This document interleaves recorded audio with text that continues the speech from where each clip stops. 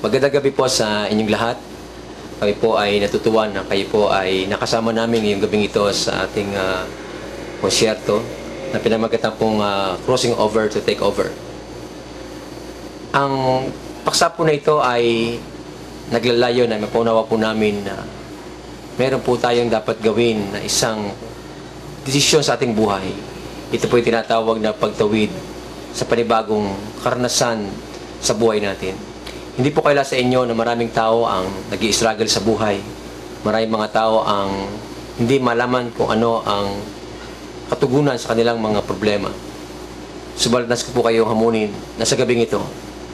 Gaya po namin nung araw na wala po kaming palutasan sa aming mga problema, subalit meron palang Diyos ng kanyang pangalan na Jesucristo na magbibigay sa atin ng katugunan upang ating buhay ay maging kakaiba sa kanyang harapan.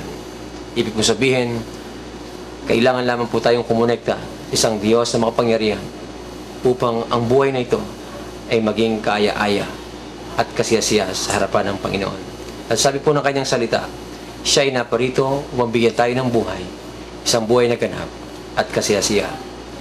Tanggapin po natin ang Panginoon bilang Panginoon at tagapagligtas at hayaan po natin paunahan tayo ng Diyos at tinitiyak ko po sa inyo ang Panginoon ay pagpapalain ang ating mga buhay.